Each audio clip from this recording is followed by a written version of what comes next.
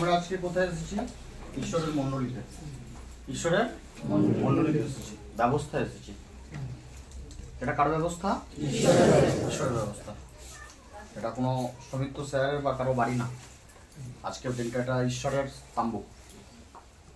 পরমেশ্বর পিতার ধন্যবাদ হোক যে আজকে আমরা এখানে যারা এসেছি, যারা উপস্থিত হয়েছি, অনেকে আজকে এখানে এসেছি যে প্রভু যিশুর নাম থেকে সুস্থ পেয়েছি বলে, আবার অনেকে এসে এখানে বসে রয়েছে প্রভু যিশুর নাম থেকে সুস্থ পাবো বলে। আমার গন্তব্য কি? সুস্থতা। আমার গন্তব্য কি?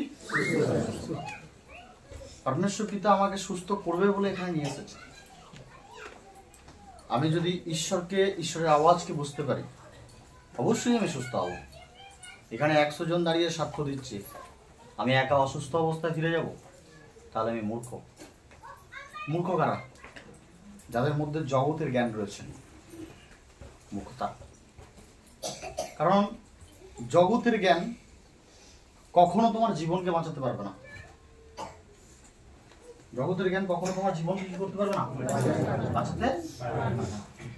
আর মানুষের সব থেকে প্রিয় জিনিস জীবন, যেটাকে বাঁচাবার জন্য বা বাঁচিয়ে রাখার জন্য সেই মানুষ অনেক লড়াই লড়েছে, অনেক লড়াই করেছে। আজকে 4টে থেকে কোথাও যেতে হবে, 4টের সময় ছুটে চলে গেছে। তাকে বাঁচিয়ে রাখার জন্য মানুষ কি করেনি? যন্ত্রণা আরম্ভ হয়েছে, প্রথমে দোকান থেকে 10 টাকা 20 টাকা 50 টাকার ওষুধ কিনতে আরম্ভ করে দিয়েছে। যখন থামছে না, কিছুটা বড় হসপিটাল নার্সিংহোম, তাও যখন থামছে না, বড় বড় চেন্নাই, ভেলোর, অ্যাপেলো, হ্যাঁ, পরমেশ্বর পিতার ধন্যবাদ, পিজি, এরকম বড় বড় দিকে টাকাতে আরম্ভ করলো। যখন পরমেশ্বর পিতার ধন্যবাদ, সেই জায়গা থেকে তাদের কাছে জবাব এসেছে যে জীবন আর কিছু দিনের, জীবন আর কিছু দিনের। এই গোটা দুনিয়াতে আলো থাকার পরও তার জীবনে এক বৃহৎ বড় অন্ধকার লেগে এসেছে। এক বৃহৎ বড় কি লেগে এসেছে? অন্ধকার লেগে এসেছে। কারণ মানুষের কাছে সব থেকে প্রিয় কি? জীবন। এটা বেঁচে থাক, এটা কি থাক? বেঁচে থাক। এই জীবনকে বাঁচিয়ে রাখার জন্য কখনো আমি সেই রাস্তা দিয়ে চলেছি, সেই রাস্তা দিয়ে কি করেছি? চলেছি। আমি আমার লাইফের, আমার জীবনের ঈশ্বরের কর্ম কি হতো কার্য বলবো আজকে। যে আমি ঈশ্বরের যখন ধন্যবাদ হোক যে আমার এরকম হাত কি হয়ে গেছিল? লেবে গেছিল। এরকম হাত এখান থেকে লেবে গেছিল। আমি এরকম একটা হাতে অ্যাঙ্গেল দিয়ে ঘুরতাম, এটা অনেকে দেখেছে, মানুষ জানে। লেবে গেছিল এখান পর্যন্তই জানে। পরমেশ্বর পিতার ধন্যবাদ হোক, যখন আমার হাত লেবে যায় বা এরকম বিষয়, তখন আমার বাড়িতে হোম সংগতি হতো। আর বাড়ির লোক করতো, আমি জীবনে করতাম না। কেউ আমাকে যিশুর নাম বললে আমি প্রথমেই বলতাম যে যিশুর নাম বললেই আমি বলতাম যে ওকে মেরে ঝুলিয়ে দিয়েছে, ও কি বাঁচাবে আমাকে? নিজেকে বাঁচাতে পারিনি, ওকে ঝুলিয়ে দিয়েছে, ও কি বাঁচাবে আমাকে? ক্ষমতার অহংকার ছিল, টাকার অহংকার ছিল, বুঝেছে? আর মন কি ছিল না? ভয় ছিল না। মনের মধ্যে কি ছিল না? ভয় ছিল। আমি ভাবতাম যে এইভাবেই মনে হয় লাইফ চলে যাবে, এইভাবেই মনে হয় জীবন চলে যাবে। বাইরের কিছু টাকা, পরমেশ্বর পিতার ধন্যবাদ হোক, তো এখানে যখন পার্সোনাল ডাক্তার দেখাতে আরম্ভ করলাম, এইখানে আমাদের সাড়বের মানে ওষুধের দোকানে ডাক্তারি করতাম, মোটামুটি 400-450 টাকা করে। এরকম করে চলতে চলতে 3 মাস কাটে। তো সেই জায়গা থেকে পয়সার কি হয়েছে, মানে টাকা অনেকটা কমে গেছে। তো এই জায়গা থেকে কোথায় গেলাম? উলবের থেকে কোথায় গেলাম? পিছি। হয়েছে, এরকম করলাম। অথচ এরা আমাকে তখনও যিশু যিশু বলতো। আমাদের বাড়িতে রাত্রিরে তখন সন্ধ্যে 6টার সময় 7টার সময় বাজানো তো, আমি কানে হেডফোন দিয়ে পালিয়ে যেতাম, যাতে আমার কানে এই সমস্ত কথা নাই ঢোকে। হয়েছে, আমি মনে করতাম যে এই কথাটাও যদি আমার কানে লেগে যায় এটা পাপ। যিশুকে এরকম ভাবে চিনতাম, এরকম মানতাম। হয়েছে। তো পরমেশ্বর পিতার ধন্যবাদ হোক যে এই ভাবনা চিন্তার সাথে আমি কি করলাম? জীবনকে বাঁচাবার জন্য তড়িঘড়ি রোজা, তাবিজ, কবচ সমস্ত কিছু চেষ্টা করলাম। আর তখন আমাদের বাড়িতে একটা খুব রেস চলছে, প্রত্যেক বছরে একজন দুজন করে মারা যাচ্ছে, প্রত্যেক বছরে একজন দুজন করে মারা যাচ্ছে। এই জায়গাটা পুরো এখান থেকে লং রাস্তা পর্যন্ত, মানে আমার বাপিরা 8টা ভাই, লং এখান থেকে পুরো রাস্তা পর্যন্ত। মানে অনেক অনেক, আমার দাদু ঠাকুমা, আমার দিদি, আমার বাবা, আমার বড় মা, আমার বড় জেঠু, শেষ জেঠু, এরকম অনেক 3-4 বছরের মধ্যে, বুঝা যাচ্ছে। তখন একটা রেস চলছে, আর যখন আমি ওরকম মানে কন্ডিশনে পড়ে রয়েছি, আমি মনে মনে ভাবতাম যে আমার লাইফটাও মনে হয় এবার সমাপ্ত হবে, শেষ হবে। তো পরমেশ্বর পিতার ধন্যবাদ হোক, বাড়ির মধ্যেই চলছে। আর বাড়ির মধ্যেও লোক কি করতে দেখেছিলাম, ভালো রকম মানে একদম রোজা তাবিজ কবর করতে দেখেছিলাম। 1,10,000 টাকা, 2.5-3 মন বেলঘাটে সালঘাটে এরকম হবে, বুঝা যাচ্ছে। 30 রকম 40 রকম তান্ত্রিক ব্রাহ্মণ আসবে, আর ভিন্ন ভিন্ন আরো বড় বড় বিষয়। এরকম করেও কি করতে পারিনি, মৃত্যুকে রুখতে পারিনি। তো এরা যে গেছিল না মণ্ডলীতে, আমি একটা বিষয় দেখেছিলাম যে আমাদের বাড়ির কেউ ডাক্তারখানায় গিয়ে প্রথমবার ফিরে এলো। আর আমার কাকিমা ওরকম মানে জায়গা থেকে কি হয়েছিল, পুড়ে গেছিল, ডাক্তারখানা থেকে ফিরে এলো। ডাক্তারখানায় গেছিল, ভর্তি ছিল, এখান থেকে কি হলো, ফিরে এলো, মানে সুস্থ অবস্থায় ফিরে এলো। তার আগে যতজন গেছে কেউ ফেরেনি। আমার বাবা আমার সাথে হাঁটতে হাঁটতেই বাড়ি থেকে বেরিয়েছে, কথা বলতে বলতে, হাঁটতে হাঁটতে কথা বলতে বলতে বেরিয়েছে। আর বাবা সাইকেল চালাচ্ছে, আমি তার পেছনে বসে রয়েছি। ডাক্তারখানায় গেলাম, ভর্তি হলো, রাত্রি 2টার সময় মারা গেল, বুঝেছে। আমি জীবনকে আর জীবনের মৃত্যুকে এত কাছ থেকে দেখেছি। পরমেশ্বর পিতার ধন্যবাদ হোক, সেই সময়টা কি ছিলাম অনেকটা মানে ডিপ্রেশনের মধ্যে চলে গেছিলাম। ঈশ্বরের ধন্যবাদ হোক, সেই সময়টা অনেক নেশা বা অনেক মানে আরো ভিন্ন ভিন্ন বিষয়ের দিকে চলে গেছিলাম, অশান্তি ঝগড়া সমস্ত কিছু। ভাবতাম যে না এটাই শান্তি, এত ভাবতাম নেশাই শান্তি। পরমেশ্বর পিতার ধন্যবাদ হোক যে তখন এরা প্রভু যিশুর নাম বলতো, আর প্রভু যিশুর নাম বললেই আমি মানে তখন মানে গালাগালিও পারতাম, এরকম বিষয় ছিল। যে যখন আমি পিজিতে গেছি, পিজিতে আমার 3 মাস ট্রিটমেন্ট চলার পরে আমার 3-4বার এমআরআই হয়েছে, 12,000 টাকা করে 4বার এমআরআই হয়েছে, বুঝেছি। সরকারি, তাই জন্য 12,000 টাকা লেগেছে। স্পেশালিস্ট ভালো জায়গায় করবে, ভালো মেশিনে ম্যাক্সিমাম 35-40,000 টাকা করে, 25,000 টাকা করে খরচা আছে হাইপার মেশিনে। সরকারি মানে অনুমোদন ছেড়েও ওটা কি লাগবে 12,000 টাকার মতো। তো আমি সল্লেকের কাছ থেকে করেছিলাম, কারণ পিজিতে আমি কি করে লাইন পাইনি। 3 মাস 4 মাস পর মানে ডেট দিয়েছে আমাকে, 2 মাস পর ডেট দিয়েছে, আমি লাইন পাইনি, বুঝেছে। তো পরমেশ্বর পিতার ধন্যবাদ, ওই পিজিতে আমি 3 মাস ঘুরেছিলাম। আর 3 মাস ঘুরতে ঘুরতে ঘুরতে ঘুরতে আমি জীবনকে বাঁচাবার জন্য যে মানুষকে কতটা পরিশ্রম করতে হয় ওটা দেখেছিলাম।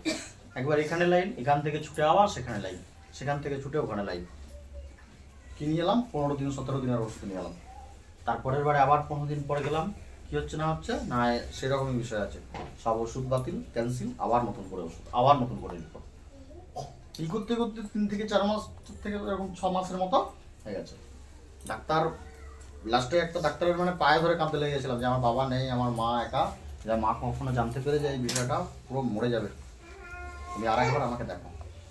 তো সেই ডাক্তার খুব ভালো ছিল, সে আমাকে কখনো এরকম কাউকে সময় দেয় না, সে আমাকে চেষ্টা করে 35 থেকে 40 মিনিট চেক আপ করে, গেট বন্ধ করে দিয়ে যে বাইরে যারা আছে বলবে ডাক্তার ব্যস্ত আছে, 40 মিনিট আমাকে দিয়েছে, বুঝেছি। 40 মিনিট 1 ঘন্টার ওপরে বলতে পারো আমাকে ডাক্তার দিয়েছে। তো সে সব রকম রিপোর্টকে দেখে, পুরো রিপোর্টকে মিলে দিল, চারিদিকে রিপোর্টকে দেখলো, দেখে কানকে টেনে ধরে পেশিকে করে মানে 1 ঘন্টারও ওপরে লেগেছে। তো ঈশ্বরের ধন্যবাদ হোক, তার কাছ থেকে একটা কথা এলো কি যে সময় অনেক পেরিয়ে গেছে, আর তোমার এখানে যা রিপোর্ট দেখতে পাচ্ছি ভিন্ন, মানে এত বড় লিখে ফেলেছিল, শিরা বসে গেছে, হাড়ের রস টানা ছেড়ে দিয়েছে, মানে হাড় তো আমাদের জয়েন্ট নেই, মানে এরকম জুড়ে রয়েছে, হাড়ের রস মানে মাংসের সাথে আগে রেখেছে, ওই হাড়ের রস টানা ছেড়ে দিয়েছে, আরো ভিন্ন ভিন্ন বিষয়, এত বড় লিখে ফেললো। শিরা কিছু কিছু জায়গায় বসে গেছে, রক্ত মানে যে শিরা থেকে রক্ত যাবে ওখানে রক্ত দিতে পারছে না, মানে সেই মানে শিরা থেকে যে রক্তের স্পিডটা বেশি করে যাবে না, সেই স্পিডটা সেরকম নেই, থেমে গেছে, বুঝে যাচ্ছে। তো বলছে এরকম সময় চলে গেছে। আমি তখন মানে হাহা করে কাঁদছি, বাড়ির কথা ভাবছি আর হাহা করে কাঁদছি, নিজের জীবনের জন্য ভয় ছিল না, বাড়ির কথা ভাবছি আর হাহা করে কাঁদছি। তখন আমি বলছি কোনো কিছু ব্যাপার, বলছে যদিও তুমি কাটাছেঁড়া না করো হয়তো তুমি 1 থেকে 1.5 বছর আর বেঁচে থাকবে, আস্তে আস্তে হাত, হাত থেকে পা, পা থেকে কোমর, কোমর থেকে গোটা বডি প্যারালাইজ হয়ে যাবে, একটা সময় হার্ট ব্লক হয়ে যাবে, তুমি নিঃশ্বাস নিতে পারবে না। প্রথমে বলতে চাইছিল না আমাকে, তারপরে আমি বলছি বলুন না, আমার শোনার মতো ক্ষমতা আছে, বুঝেছ। তাই আমার বাড়ির বিষয়টা বলতে সে আরও একবার 2 ঘন্টা ধরে আমাকে একটা আলাদা জায়গায় নিয়ে 2 ঘন্টা ধরে দেখেছে, দেখো বলছে না কিছু করার নেই, সময় পেরিয়ে গেছে, বুঝেছি।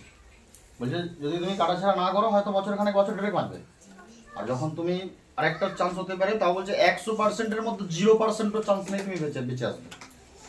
বলছে যদি 1%-ও থাকতো আমি তোমাকে বলতাম, আমার রিসোর্সে পাঠাতাম, তারা তোমার এই মানে শরীরকে চিরবে, চিরে শরীর থেকে শিরা তুলবে, যেগুলো বসে গেছে শিরা তুলবে, পাইপ লাগাবে, এমন কাটাছড়া অবস্থা করবে না, তুমি হয়তো 6 মাস বাঁচতে পারবে না,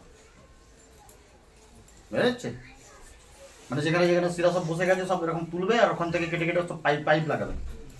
বলছে ওইভাবেও তুমি যে 1% যে তোমার শরীর কাজ করবে, মুভমেন্ট করবে, সেটা নেই, সেই সময়টা পেরিয়ে গেছে। আমি জানতে পেরেছি আমার হাত লেগেছে 1 বছর আগে, ডাক্তার বলছে আরো যদি 1.5 বছর আগে তুমি আসতে। আমার হাত লেগেছে 1 বছর আগে, এখানে 3-6 মাস করেছি আর ওখানে গিয়ে 6 মাস কাটিয়েছি, ডাক্তার বলছে তুমি যদি আরো 1.5 বছর আগে আসতে, বুঝা যাচ্ছে। তো ঈশ্বরের ধন্যবাদ হোক, ওই জায়গা থেকে আমি কি করেছিলাম, স্যার বাড়িতে চলে এসেছিলাম। ডাক্তারকে বলছি তাহলে উপায়, লাস্ট শেষমেশ উপায়, যে আমাদের হাতে যতটা করণীয় ছিল, করার ছিল আমরা করেছি, আমাদের হাতে আর কিচ্ছু নেই, ঈশ্বরকে ডাকো, যদি ঈশ্বরের দয়া হয়, তোমার যা পরিস্থিতি কন্ডিশন বলছো তার যদি দয়া হয় তুমি বাঁচতে পারো। আমি ওখান থেকে এসে বাড়িতে বসেছিলাম, আমাকে অনেকে ফোন করে ডাকছে, বাড়ি থেকে বেরোনিস কেন রে? কাউকে কিছু বলিনি, কাউকে কিছু বলিনি। কেন বলিনি? তখন একটা ইগো ছিল, মানে নিজের একটা কি ছিল, মান সম্মান ছিল, একটা ইগো ছিল। অনেক মানুষের সাথে ঝামেলা করেছি, মারামারি করেছি, লড়াই করেছি, তারা যদি জানতে পারে বলবে ঠিক হয়েছে, যাতে তারা জানতে না পারে কি করেছি, কাউকে কিছু বলিনি। না এই বাড়িতে বসে আছি, ভালো লাগে না, যতজনের ফোন আসছে বসে আছি, বেরোতে ভালো লাগে না, একটু ঘুম ঘুম পাচ্ছে, বলিনি কাউকে। হাতে এ লাগিয়ে ঘুরছি, তখনও নেশা ছাড়িনি, নেশা করছি, হ্যাঁ তখন মানে হাতটা যতদিন অ্যাঙ্গেলে ছিল তখনও নেশা করতো। যখন পিজি থেকে ফিরে এসেছিলাম, এই বাড়ির মধ্যে বসেছিলাম। আমি লাইফে জীবনে প্রথম যেদিন আমি বাড়িতে বসেছিলাম, সেদিনকে কানে হেডফোন দিয়ে মানে ফোন দেখছিলাম, তো এরকম আমাদের মানে ভজন হতো, তো আমার সেদিনকে মনে হচ্ছে যে আমি শুনবো এখানে কি হয়। সেই প্রথমবার কান থেকে হেডফোন খুলেছিল আর এরা ভজন করছিল। এরকমভাবে 2 দিন 3 দিন বাড়ির লোক জিজ্ঞেস করছে বাইরে যাইনিস, বেরোয়নিস, সবাই এসে ডাকলে তুই বলে দিস আমি সাইকেল পুষছি, আমি এখানে বেরোতে পারবো না, আমি ওখানে যাবো সেখানে যাবো। বাড়ির লোককেও জানায়নি, মা বউ জানায়নি, কাউকে জানায়নি। এটা জানলে আমার আগে এরা মরে যাবে চিন্তা, বুঝেছে। তো ঈশ্বরের ধন্যবাদ হোক, সেই সময়তে কি হয়েছে, যেরকম 2 দিন 3 দিন মানে বাড়িতেই রয়ে যাই রাত্রিতে, আর এদের ভজনগুলো শুনি। তারপরে কিছু কিছু বিষয় এরা পরিচর্যা করতো, যে প্যারালাইজ উঠে দাঁড়িয়ে পড়েছে, ব্যাস আমার সাথে একদম সেম টু সেম মিলে গেছে। প্যারালাইজ উঠে দাঁড়িয়ে পড়েছে, আমি তখন প্যারালাইজ হই, আমার মানে শরীরের মধ্যে ওষুধ কাজ করবে না, কারণ আমি অ্যালকোহল এত খেয়েছি, 6 মাস মাস 45 দিনের মতো আমার শরীরে ওষুধ কাজ করবে না। 45 দিন আমাকে বিনা অ্যালকোহলে থাকতে হবে, 45 দিন পর থেকে ওষুধ চালনা করতে হবে, তাও কাজ করলে হয়, বুঝেছে। তো যখন রিপোর্ট, আমার তো রিপোর্ট প্রথমেই দেখে এরকম মুড়ে ছুঁড়ে ফেলে দিয়েছিল, আমি বাইরে থেকে আবার করিয়ে নিয়ে এসেছি, বুঝেছে। তো পরমেশ্বরীদের ধন্যবাদ হোক, সেই জায়গা থেকে কি মানে এরা যখন যিশুর গান করতো আমি 3 দিন শুনেছি। 3 দিন শোনার পর একদিন এদেরকে বলেছে যে সত্যি ওখানে প্যারালাইজ ঠিক হয়ে যায়, তাহলে তো ডাক্তার কিসের জন্য, না ওখানে গেলে প্রার্থনা করলে ঠিক হয়ে যায়। ডাক্তার আমার তো জীবনে ফেল, সে তো তার জবাব দিয়ে দিয়েছে, আর তো কোথাও টাকা ভাড়া নেই, ডাক্তারের ওপরে আর কে আছে, ডাক্তারের উপর আর কি আছে? ঈশ্বর আছে। সে বললো ঈশ্বর আছে। আমি তাকে জিজ্ঞাসা করলাম আর কি কোনো উপায় নেই? বলছে হ্যাঁ, যদি তার দয়া হয়, করুণা হয়। হ্যাঁ, ডাক্তার বলেছিল যে এর উপরে আমাদের যা চেষ্টা, যা করণীয় আমি করে ফেলেছি। তো আর তো পদ নেই, উপায়ও নেই, পয়সাও শেষ। পরমেশ্বর পিতার ধন্যবাদ হোক, আমি একদিন বেরিয়ে বলি চলো যাবো। মনে মনে ভাবনা নিয়ে গেছি, ওখানে গিয়ে সব ধর্ম চেঞ্জ করছে, কি কি বলে আমি শুনবো, বিভিন্ন রকম ভাবনা নিয়ে গেছি। হ্যাঁ, যে মনে হয় আসবে সে, তার জন্য হয়তো একটা বড় চেয়ার থাকবে। হ্যাঁ, সে হয়তো ভালো ড্রেস পোশাক পরে আসবে। হ্যাঁ, এসে দেখি আমাদের মতো একজন সিম্পল এসে দেখছি মানুষের ধর্ম বদলাচ্ছে না, জীবন বদলাচ্ছে। আমি 6 বছর আগে ঈশ্বরকে পেয়েছি। 7 বছর হয়ে যাবে, আমি 7 বছর আগে ঈশ্বরকে পেয়েছি। 7 বছরও করলার সব জীবে তেতো ছিল একমাত্র। আমি ওখানে গিয়ে শুনেছিলাম যে ধর্ম আবার কি, ওটা যখন পৃথিবীতে নেই ওটা কিভাবে পাল্টাবে। প্রভু যিশুর নামে পৃথিবীতে কারো ধর্ম পরিবর্তন হয় না, তার লাইফ পরিবর্তন হয়ে যায়। হালেলুয়া। তার জীবন পরিবর্তন হয়ে যায়, তার লাইফ পরিবর্তন হয়ে যায়। হয়ে যাচ্ছে আমার এত ভাবনা, এত ভুল, যে ধর্মের পোকা মাথায় রেখে, যে ধর্মের কালো অন্ধকার পর্দাকে চোখের সামনে রেখে আমি 1 বছর ডাক্তারি করেছি। যন্ত্রণায় আমার যখন যন্ত্রণা উঠতাম, আমার শরীরে পোশাক পর্যন্ত থাকতো না, আমার লুঙ্গি পর্যন্ত খুলে পড়ে থাকতাম, এরকম মাথা চুল ছিঁড়তাম আর ছটফট করতাম। আর লাইফেতে পুরো রিল ঘুরতো যে কোথায় অশান্তি করেছি, কার সাথে ঝগড়া করেছি, কার সাথে মারামারি করেছি, কি করেছি। হয়ে যাচ্ছে মাঝখানে একদিন রাত্রির 2টোর সময় গিয়ে আমার কাকাকে জিজ্ঞেস করছে, কাকা তুমি কি অভিশাপ দিয়েছিলে? যদি কিছু মনে করুন, আমি ভুল করে ফেলেছি, হাতে পায়ে করে ফেলেছি। কাকা বলছে আমি তোকে কেন অভিশাপ দেবো, তুই ভুল করেছিস, তুই তো আমারই ছেলেরা, আমারই বাড়ির রক্ত। জীবনের পুরো রিল ঘুরেছে, যে যন্ত্রণা কখনো মনে হয় মানুষ পায় না। আর আমি ঈশ্বরের কাছে কামনা করি, প্রার্থনা করি, এমন যন্ত্রণায় কখনো কেউ যেন না পড়ে। অন্য কেউ যদি পড়ে যায়, দড়ি লাগাবে আর ঝুলে পড়বে। আমিও সহ্যের বাইরে হয়ে গেছিল, মা বোন একবার করে দেখছি, সহ্য করে মারাত্মক যন্ত্রণা হলো।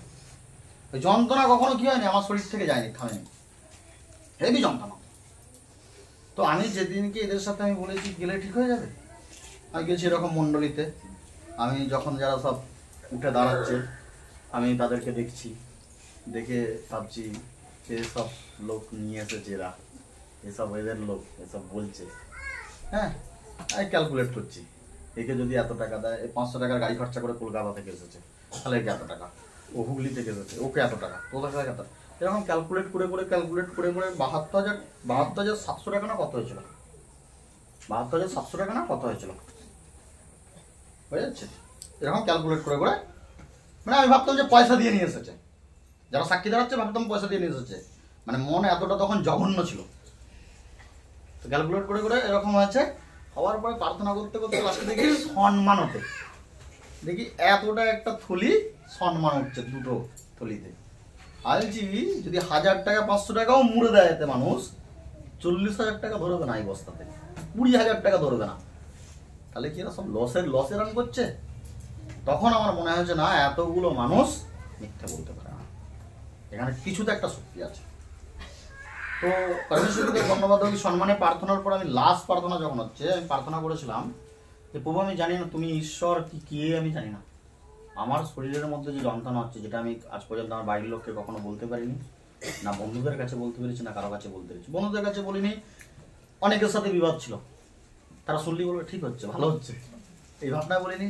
বাড়ির লোক ভয় পেয়ে যাবে, চিন্তা করবে, এই ভাবনায় বলিনি, বুঝে যাচ্ছে। আর পরমেশ্বর পিতা ধন্যবাদ হোক, এই যন্ত্রণা তুমিও দেখতে পাচ্ছ, আর আমার শরীর হচ্ছে, আমিও জানি। সত্যি যদি তুমি ঈশ্বর হয়ে থাকো, আমি তোমার কাছে এসেছি, আমার জীবন আর মৃত্যু তোমার পায়ে সমর্পিত করেছি।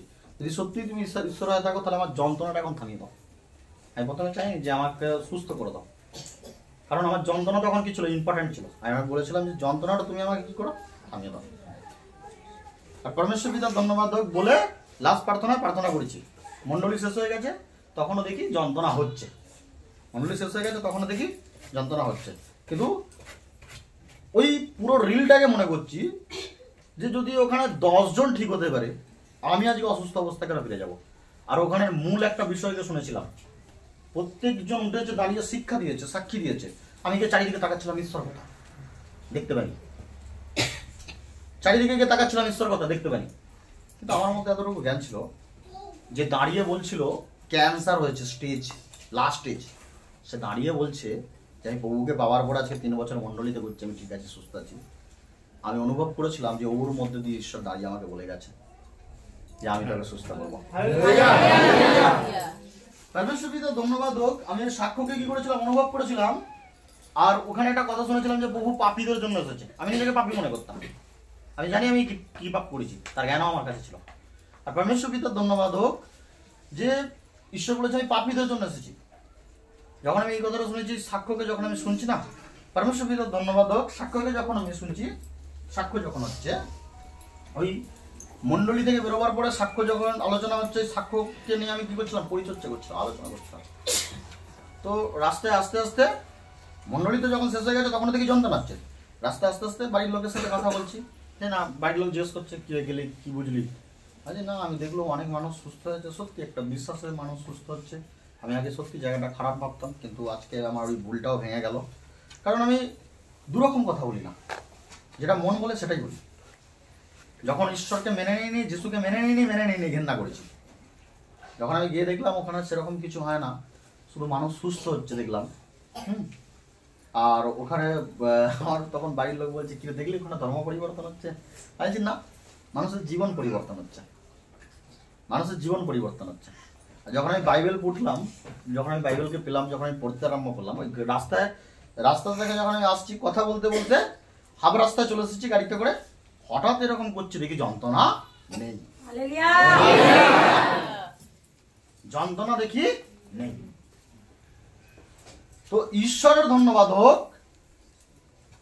এই হাতে তখন আমি গ্লাস তুলতে পারতাম না, 1 গ্লাস জল এরকম এরকম এরকম করে কাঁপতো। আমি এরকম মুঠো করে থাকতাম, এদের বাড়ির বাচ্চাগুলোকে ডাকতাম, কাকিমাদের বাড়ির বাচ্চাগুলোকে ডাকতাম, আজ মুঠোটা একবার খোল দেখি, ছাড়িয়ে ফেলতো, খুলে ফেলতো, বুঝা যাচ্ছে? তখন এইরকম অবস্থা আমার। আর এই পাটা আমি ভর দিতে পারতাম না, এরকম ঘোরাতাম, হাতটা থেকে আস্তে আস্তে পাটা হচ্ছে। ডাক্তার যেরূপ বলেছে সেম টু সেম ঘটছে। হাত থেকে আস্তে আস্তে পা খোঁড়াতে আরম্ভ করে দিয়েছি, আর এখানটা থেকে কোন কোন করে যন্ত্রণা, মানে প্রথমে হাত থেকেই বডিটা হতো, আস্তে আস্তে দেখি কোমর থেকে এবার পায়ের দিকে লাগছে। ডাক্তার ঠিক এইরকমই বলেছিল। আর ওই গাড়িতে আস্তে আস্তে আমি দেখলাম যে কথা বলতে বলতে তারপরে আমার মনে পড়েছে যে যন্ত্রণা তো হয় না, এরকম নাড়াচ্ছি ছুঁড়ছি দেখি, আর যন্ত্রণা আর হয় না। ওই যে যন্ত্রণা গেছে, আজকে 6 বছর আমি ঈশ্বরের সাথে রয়েছি, 6 বছরের ওপরে, কখনো ওই যন্ত্রণা আর আমার শরীর আসে। যে হাতে আমি গ্লাস চাকাতে পারতাম, তার কিছুদিন পরে এসে আমি ওখানে আলুর গোলায় কাজে লেগেছিলাম। মানে আমাদের এখানে রোডের পাশে গোলা রয়েছে, আমি আলুর গোলায় কাজে লেগেছিলাম। সে হাতে 50 কিলো বস্তা চাকিয়ে লোড দিচ্ছি। এই হাতে আমি গ্লাস চাকাতে পারতাম না।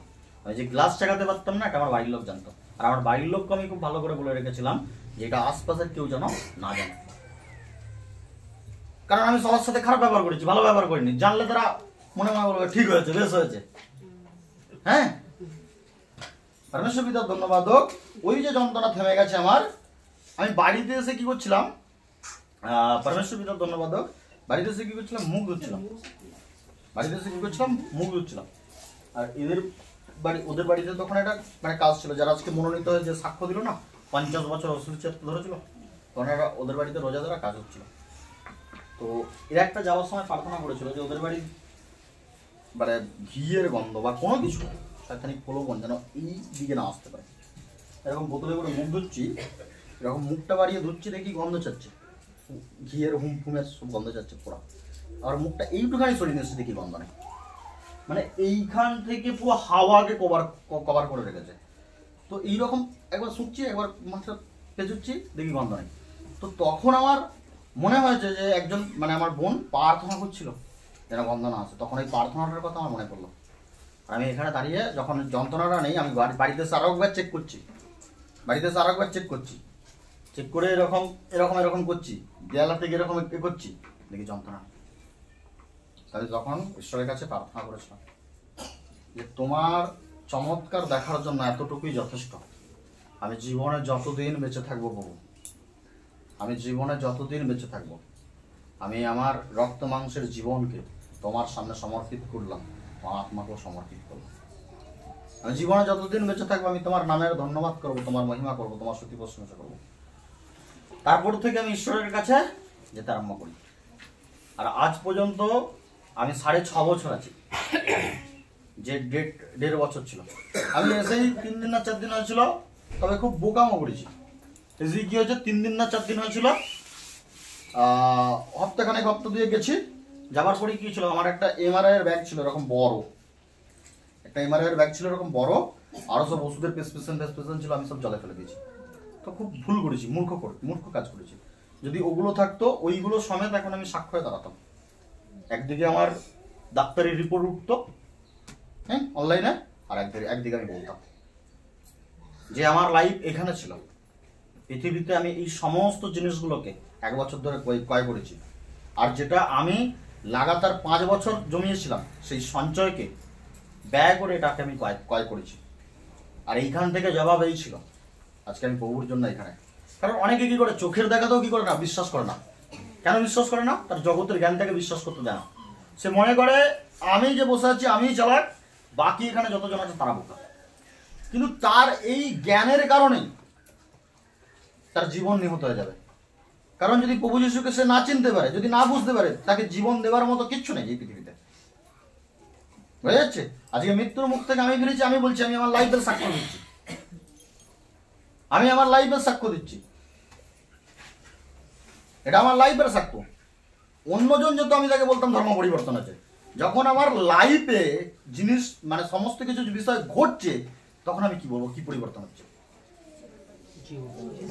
আমি অন্যজনকে যখন আমি দেখেছিলাম, আমি বলেছিলাম ওদিকে ভাড়া করে নিয়ে এসেছে, সাক্ষ্য দিয়েছে, ভাড়া করে নিয়ে এসেছে। যখন আমার লাইফে ঈশ্বর কাজ করছে, সাক্ষ্য হচ্ছে, আমি তখন বলছি না, এই সেই জীবন্ত ঈশ্বর আমি যার খোঁজ করছিলাম। হালেলুয়া। যে এই সেই জীবন্ত ঈশ্বর আমি যার খোঁজ করছিলাম। আর পরমেশ্বর পিতার ধন্যবাদ হোক, যখন আমি তার খোঁজ করছিলাম, কারো না কারো দ্বারা আমি তাকে পেয়েছিলাম। আর আমি সেই সময় থেকে যখন আমি সুস্থ হয়েছি, আমি সুস্থ হয়ে গেছি 1 মাসের মধ্যে, আলুগুলায় কাজে লেগেছি, সমস্ত কিছু ঠিক হয়ে গেছে। তাহলে আমি এখনো 6 বছর এখানে কি করছি?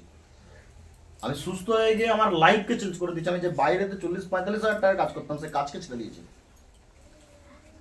সেই কাজকে ছেড়ে দিয়ে আমি এরকম সাইকেল নিয়ে লাগাতার 3 বছর ঈশ্বরের কাছে গেছি। পকেটে 5 টাকা পর্যন্ত নেই। দুঃখ আমাকে ছিঁড়ে ফেলেছে, কষ্ট ছিঁড়ে ফেলেছে, আমার বাড়ির লোক জানে। 6 মাস 7 মাস আমাদের বাড়ির সামনে এখানটা একটা পিঁপে গাছ ছিল, 6 মাস 7 মাস শুধু পিঁপে সত্তার ভাত। বাড়ির লোকও বিরক্ত হয়ে বলতো, তুই যিশুকে চিনাও ভুলে গেছে। যেমন আগে নেশা করে কাজে যেতিস, আর এখনো কাজে যেতে চাইস। কিন্তু আমি জানতাম যে ঈশ্বরের কাছে মঙ্গল লিখিত রয়েছে, সে কোনো না কোনো বিষয় ব্যবস্থা আমার জন্য অবশ্যই বানিয়ে রেখেছে। আমি সত্যি ঈশ্বরকে হৃদয় থেকে প্রেম করেছিলাম। সেই সময়তে আমি সাইকেল নিয়ে লাগাতার দৌড়েছি। আর যখন আমি ঈশ্বরের বিষয়ে অনেক শিখেছি, আমার বিষয়টা ছিল যে আমি যেরকম কারো কাছ থেকে ঈশ্বরকে পেয়েছি, আমার দ্বারা তো এরকম বহু দুঃখে কষ্টের মানুষ ঈশ্বরকে পাক। ধরো আমার লাইফে যখন জীবন বলে দিয়েছিল ডাক্তার, ওরকম আমি যদি কারো দ্বারা যদি ঈশ্বরকে না পেতাম, তাহলে কি আমার জীবন বাঁচত?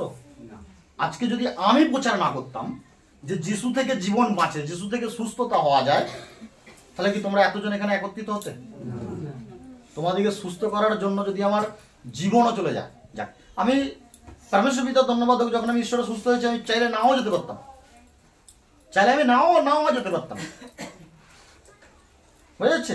তখন আমি যতটা শিখে নিয়েছি, আমার জীবন, আমার লাইফ চলে যেত, আমার পরিবারকে আমি বাঁচিয়ে রাখার মতো ক্ষমতা রাখি। আমি নাও যেতে পারতাম। সেই মৃত্যুর খেলা তখনই আটকে দিয়েছি। আর 6 বছর 6.5 বছর কিছু দেখতে পাইনি। আর আমি সত্য বলছি, যদি আমি ঈশ্বরকে আর 1 বছর আগে পেয়ে যেতাম, 2 বছর আগে, আফসোস জীবনের এটাই, যদি আর 2 বছর আগে পেয়ে যেতাম, আমার বাড়ির মানুষ দূরের কথা, পিঁপড়ে পর্যন্ত মুক্তি দিতাম না। এই ঈশ্বরের এরকম সামর্থ্য আছে, এই ঈশ্বরের এরকম সামর্থ্য রয়েছে। আর যখন থেকে আমি ঈশ্বরের নাম কি করেছি, প্রচার করতে লেগেছি, বহু মানুষ এসে সুস্থ আছে। বহু মানুষ, হয়তো 100 জনের মধ্যে একজন ফিরে গেছে। যে ফিরে গেছে সে বিশ্বাস নিয়ে আসেনি, সে তার জ্ঞানেতে চলেছে। কারণ পৃথিবীতে ধর্ম নামের কোনো জিনিসই নেই যেটা পরিবর্তন হবে। পৃথিবীতে ধার্মিকতা রয়েছে। ধার্মিকতা বলছে তুমি ঈশ্বরের কথা শোনো, আর ঈশ্বর কি বলছে সেটা শোনো, ঈশ্বর বলছে তুমি চুরি করো না, নিন্দা করো না, ব্যভিচারী করো না, পরচর্চা করো না, পরনিন্দা করো না, পরের জিনিসের লোভ দিও না। কেউ যদি তোমাকে গালাগাল দেয় তার বিপরীতে তুমি গালাগাল দিও না। কেউ যদি তোমাকে গালাগালও দেয় তুমি তার জন্য প্রার্থনা করো, পিতা তুমি আমাকে যেরকম পরিবর্তন করেছো, আমার মনকে যেরকম আনন্দিত শান্তি দিয়েছো, আমার ওই ভাইকেও দাও। কারণ তুমি যেদিনকে যিশুকে চিনেছো তোমার পৃথিবীতে আর কোনো সত্য নেই। আজকে জগতে যারা তোমাকে গালাগালি পাচ্ছে, নিন্দা করছে, তুমি কি ভাবছো যে তারা খারাপ? তারা খারাপ না, তারা ভালো, তাদেরকে শয়তান খারাপ বানিয়ে রেখেছে। তাই প্রভু যিশুর নামে প্রার্থনা করো যাতে তার হৃদয়ের মধ্যে থেকে ওই শয়তান কি হয়ে যায়, নষ্ট হয়ে যায়। প্রভু যিশু কি এসেছে? পাপকে মারার জন্য এসেছে, পাপীকে নয়। আমরা পাপী ছিলাম, তাহলে মারলে আমাকেও মেরে দিতে পারতো। আজকে যখন আমি কাউকে গালাগালি দিতে দেখি, আমি আমার অতীতকে দাঁড়িয়ে দেখি। যদি সেই অতীতে ঈশ্বর আমাকে ক্ষমা করেছে, তাহলে আমারও এটা দায়িত্ব, আমি তাকে ক্ষমা ক্ষমা ক্ষমা ক্ষমা করি। বুঝে যাচ্ছে? বুঝতে পারছো? কারণ ঈশ্বর আমাকে কি শিখিয়েছে? ধার্মিকতা। আর সেই ধার্মিকতা আমাকে এটা শিখিয়েছে। প্রভু যিশু এটা বলেছে, কেউ যদি তোমাকে অভিশাপ দেয় তুমি তাকে আশীর্বাদ দাও। বলছে এই পৃথিবীতে যারা রয়েছে সকলে তোমার ভাই, সকলকে তুমি আলিঙ্গন করো, পৃথিবীতে কেউ তোমার শত্রু নেই। আজকে যদি তোমার ঈশ্বর একটা দৃষ্টান্ত দিয়ে গেছে, আমি বাইবেলে যাচ্ছি না, ঈশ্বর একটা দৃষ্টান্ত দিয়ে গেছে, কারণ বাইবেলকে তো অনেক পড়েছি। ঈশ্বর একটা দৃষ্টান্ত দিয়ে গেছে, আমি তোমাদের জন্য একটা দৃষ্টান্ত বলছি। ধরো একজন বাবার বা একজন মায়ের 4টে ছেলে, দুজন বাবা মায়ের কথা মতো শোনে চলে, আর দুজন বাবা মায়ের কথা শোনে না। তারা যেটা মনে হয় সেটা করে। কখনো কখনো সেই বাবা মাকেও কি করে? গালাগালি দেয়, মারধর করে। সেই বাবা মা কি করবে? দুটো ছেলেকে বিষ দিয়ে মেরে দেবে? না, পারবে? তুমি যখন মানুষ হয়ে তোমার দুটো ছেলেকে মারতে পারো না, তেমন ঈশ্বর তোমাকে সৃষ্টি করেছে, তোমাকে সন্তান বলে আলিঙ্গন করেছে, আপন করেছে। তো তোমার ঈশ্বর প্রভু কিভাবে তোমাকে মরে যেতে দিতে পারে? সে চাইবে যাতে তুমি যেরকম বাবা মা হয় চাইবে ওই দুটো ছেলেও শুধরে যাক, তাই তো? তোমার ঈশ্বরও চাইবে যাতে তুমি তার পথে ফিরে এসো, তার কথায় চলো, আর তুমি পাপের মধ্যে থেকে কি করো? ফিরে এসো, পাপের মধ্যে থেকে মনকে ফিরিয়ে নাও এবং তার পশ্চাৎগামী হও। আমি যখন ঈশ্বরকে পেয়েছিলাম, আমি ওখানে গিয়ে ভাবতাম যে আমি সুস্থ হয়েছি, এবার তাহলে আমাকে কিছু দিতে হবে, কিছু করতে হবে। 1 পয়সা আমার থেকে কেউ নেয়নি, 1 টাকা আমার থেকে কেউ নেয়নি। সম্মান ওঠে উন্নতির জন্য, ওটা নিজের ইচ্ছা, তুমি দিতেও পারো, নাও দিতে পারো। বুঝা যাচ্ছে? 1 টাকা আমার থেকে কেউ নেয়নি। বুঝতে পারছো? 1 টাকা আমার থেকে কেউ নেয়নি, কারণ ঈশ্বর আমাকে বিনামূল্যে কি করেছিল? জীবন দিয়েছিল। আর আজকে যে তোমরা এসছো, তোমার কাছ থেকে কেউ কি 1 টাকা চেয়েছে? এই জন্য আজকে তোমাকে ঈশ্বর বিনামূল্যে দিচ্ছে। ঠিক তোমরাও যার কাছে যিশুর সুসমাচার প্রচার দেবে, যার কাছে যিশুর নামের প্রার্থনা দেবে, তোমরাও বিনামূল্যে দিও তাকে। এই পৃথিবীতে বিনামূল্য ছাড়া কিছুই পাওয়া যায় না, শুধু একমাত্র যিশুর প্রার্থনা, যিশুর নাম আর যিশুর নামের সুস্থতা ছাড়া। তুমি কি ভাবছো যে এর জন্য তোমাকে মূল্য দিতে হয়নি বলে এটা বিনামূল্য? না, এর জন্য প্রভু যিশু মূল্য চুকিয়ে গেছে। আমি প্রথমে ভাবতাম কি প্রভু যিশুকে কুশে ঝুলিয়ে দেওয়া হয়েছে। প্রভু যিশুকে কুশে ঝুলিয়ে দেওয়া হয়নি। প্রভু যিশু পরিকল্পনা করে এসেছিল পৃথিবীতে আসবে আর সে কুশে ঝুলবে। অনেকে বলে প্রভু যিশুকে, প্রভু যিশু নিজেকে পৃথিবীতে ঈশ্বরের পুত্র বলে দাবি করে গেছে। যখন তুমি বাইবেলকে আরো পড়বে, আরো স্টাডি করবে, যখন তুমি বাইবেলকে পড়বে আরো স্টাডি করবে, ভবিষ্যতের বার্তায় যখন যাবে, প্রভু যিশুই হচ্ছে ঈশ্বরের প্রতিরূপ। রক্ত মাংসে পৃথিবীতে এসেছিল প্রভু যিশু, রক্ত মাংস অবস্থা থেকে পৃথিবীতে স্বর্গে গেছে ঈশ্বর। অনেকে বলে ঈশ্বরকে কেমন দেখতে, বুঝেছে? ঈশ্বরকে কেমন দেখতে নিজেকে আয়নার সামনে দাঁড় করিয়ে বলো যে ঈশ্বরকে কেমন দেখতে। তোমার মতোই ঈশ্বরকে দেখতে, বুঝেছে? আর পরমেশ্বর পিতার ধন্যবাদ হোক, যখন আমি এই ভুলটাও আমার কি করলো, মন্ডলী যেতে যেতে যেতে যেতে আমি তারা যখন জ্ঞান পাচ্ছি, আমি জানতে পারছি। আর আমি প্রথমে যখন গেছিলাম মন্ডলীতে, সম্মান তো দূরের কথা, এরকম লোক বসে আছে, আমি তাদের মাঝখানে বসে বসে খৈনি বানাচ্ছি যখন আমি প্রথমে গেছিলাম। আর যখন আমি প্রভুকে চিনে, যখন আমি হপ্তাখানেক যখন আমি মন্ডলীতে হয়ে গেছে, 2 হপ্তাহ হয়ে গেছে, আমি এরকম কোণেতে বসতাম। আর যখন এই বিষয়গুলোকে আমি শুনতাম, আমি কষ্ট হতো, খুব কাঁদতাম, অন্তরোদন করতাম। বুঝেছি?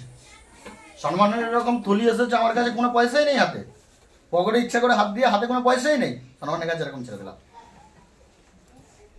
বুঝেছি? আমি এরকম ছিলাম। আর যখন আমি প্রভুকে 2 হপ্তাহ শুনে নিয়েছি, প্রভুর বচনকে পেয়ে গেছি, আমি এরকম কোণেতে বসে বসে কাঁদতাম।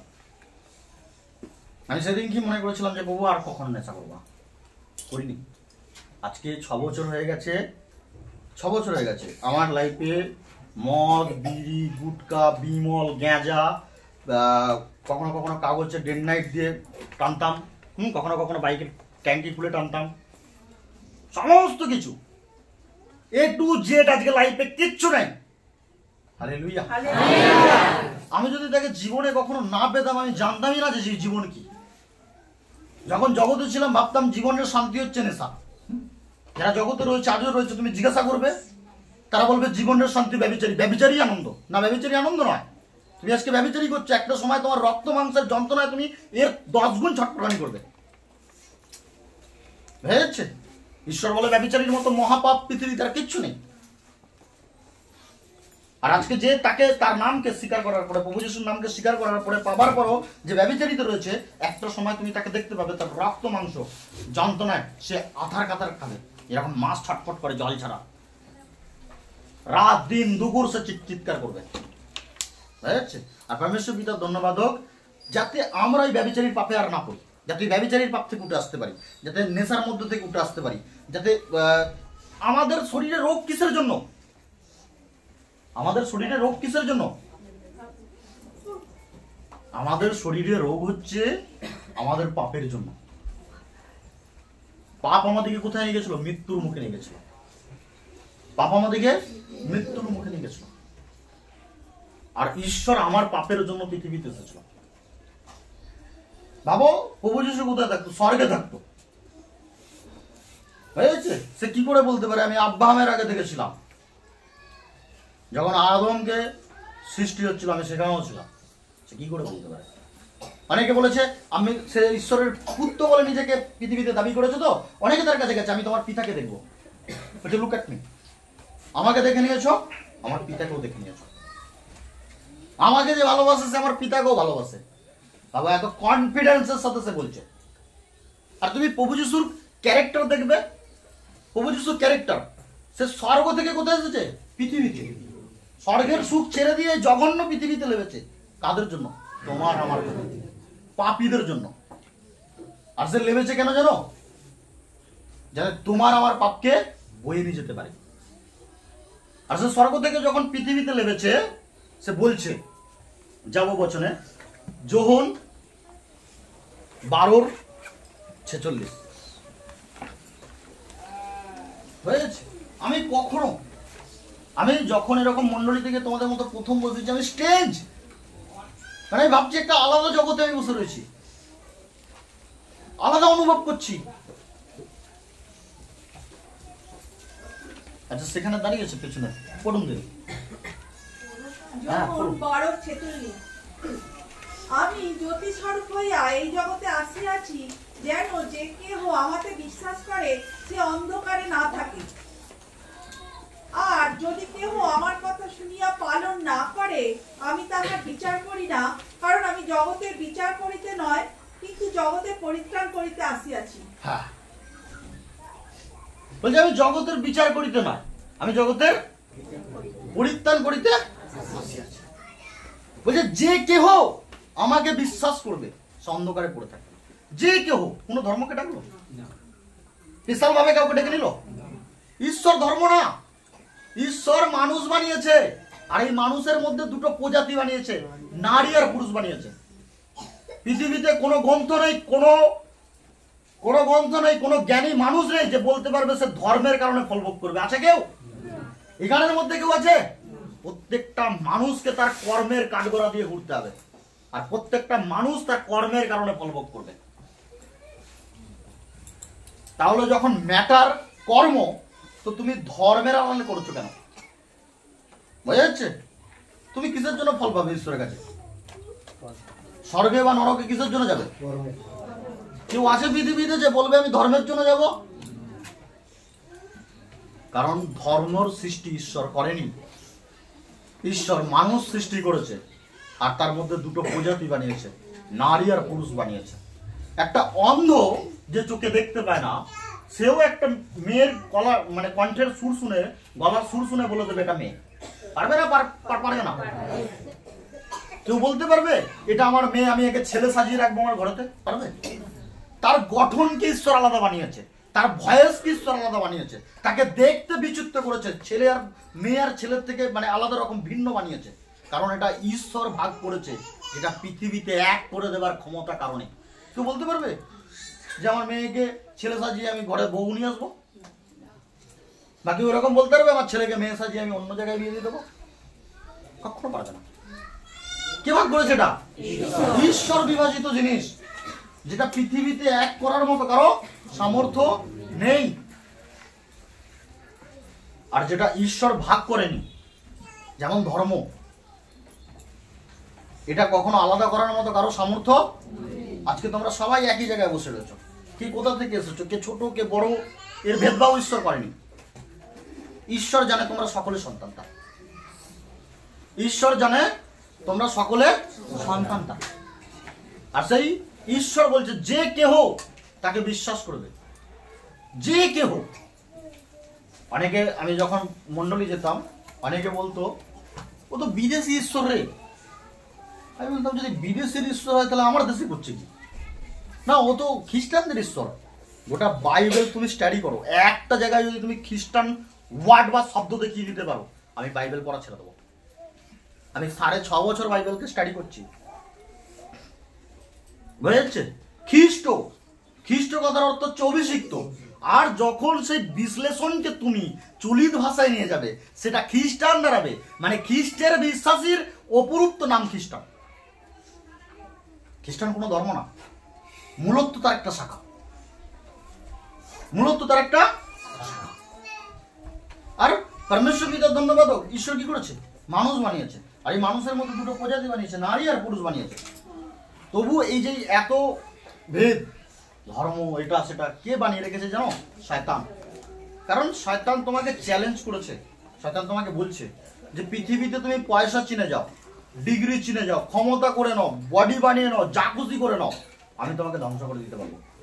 পৃথিবীতে তুমি একটা জিনিস যেন কখনো না চেনো, সেটা কার নাম? সেটা কার নাম? প্রভু যিশুর নাম। যদি তুমি চিনে যাও, আমি তোমাকে নষ্ট করতে পারবো। আজকে ওই পেছনে একটা দিদি বসে রয়েছে, দক্ষিণ সিংড়ি থেকে আসছে। উনি যখন এসেছিলেন ন্যাড়া অবস্থায়, আমাদের ইউটিউব চ্যানেল আছে জীবন্ত ঈশ্বরের আরাধনা, তুমি দেখবে ওখানে সাক্ষ্যচার আছে। ন্যাড়া অবস্থায় এসেছিলেন, উনি এরকম কোণেতে বসতেন, মানে ওনার ক্যান্সার লাস্ট স্টেজ, বুঝা যাচ্ছে? আর আজকে ওনার মাথায় বহুত কিছু। আজকে পরমেশ্বর পিতার ধন্যবাদ হোক, উনি ঈশ্বরকে পাওয়ার পরে বেঁচে রয়েছে, সুস্থ সুন্দর, কোনো কিছুর বিষয় নেই। কিন্তু ওনার পরে যাদের ক্যান্সার হচ্ছে, ওনাদেরই গ্রামে তাদেরকে বলেছিল যে আমি ওখানে যাই, তুমি বেঁচে যাবে, চলো না। কিন্তু তাদের মাথায় পোকা ঢুকে আছে, ধর্মের পোকা। হ্যাঁ, শুনলো না, মারা গেল। মারা যাবার পর তার পরিবারকে কেউ দেখবে না, হয়ে যাচ্ছে। আমি বলি ধর্ম এখানে নয়। আমি পিজিতে ঘুরেছি, আমার কাছে তখন কম পয়সা ছিল, আমি খেয়ে ফেলেছি, 30 টাকা 40 টাকার খেয়ে ফেলেছি। একজন পায়ে ধরে এরকম জড়িয়ে ধরে আর ছাড় নেয়। 150 টাকা হলে তার, কিছু টাকা জোগাড় করেছে, 150 টাকা হলে তার এক্সট্রা হয়ে যাবে। পায়ে জড়িয়ে ধরে ছাড়ে নেয়। আমি এরকম লাইফ কেটে গেছি। আমি বলবো তাদেরকে গিয়ে আগে আটকাও, নাহলে তারাও কারো কাছ থেকে যিশুর নাম জানতে পেরে যাবে। আর যিশুর নাম জেনে যখনই সে মন্ডলী আসবে, সুস্থ হয়ে যাবে। হালেলুয়া। অনেকে বলে কি আছে ওটা? এখানে জীবন রয়েছে, সুস্থতা রয়েছে, তাই আজকে এত মানুষ তার কাছে সমাগম আছে। তুমি ভাবো যিশুর নাম নেওয়ার জন্য, হ্যাঁ, অনেক মানে জায়গাতে, অনেক বাড়িতে, মানে বাড়ির ফ্যামিলির লোক, হয়তো তার বউ বিশ্বাসী, তার স্বামী টর্চার করছে, সে খাটের নিচে বসে প্রার্থনা করছে, তবু যিশুকে ছাড়েনি। হ্যাঁ, অনেকে হয়তো সেই পাড়ার মধ্যে কেউ একজন বিশ্বাসী, তার লাইট বন্ধ করে দিয়েছে, কল বন্ধ করে দিয়েছে, জল বন্ধ করে দিয়েছে, তবু সে যিশুকে ছাড়েনি। কারণ যিশু হচ্ছে সেই অমূল্য রত্ন, তাকে যে পেয়েছে সে কখনো আর ছাড়বে না। সে মৃত্যুর শেষ সময় পর্যন্ত কি করবে? যিশুর নাম নিতে থাকবে। কারণ সে জীবন, আনন্দ, খুশি যিশুর কাছ থেকে পেয়েছে। তার যন্ত্রণা, থেকে মুক্তি সে যিশুর নামেতে পেয়েছে। সে কখনো ছাড়বে না। তুমি রক্ত মাংসের ক্ষমতায় কি করতে পারবে? তাকে মারতে পারবে।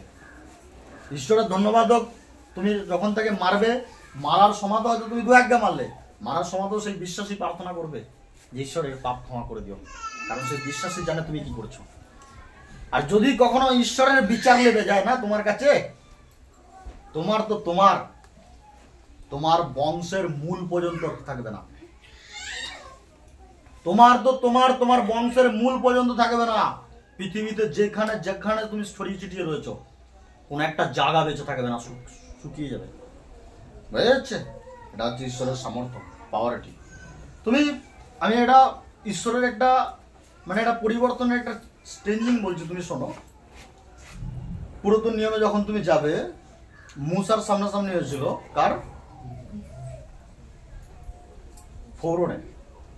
ফৌরনের কয়েক লাখ সেনা ছিল। আর তখন ফৌরন পৃথিবীতে নিজেকে ঈশ্বর বলে দাবি করত। এত ধনসম্পত্তি ছিল, এত মানে ক্ষমতা ছিল, এত সামর্থ্য ছিল।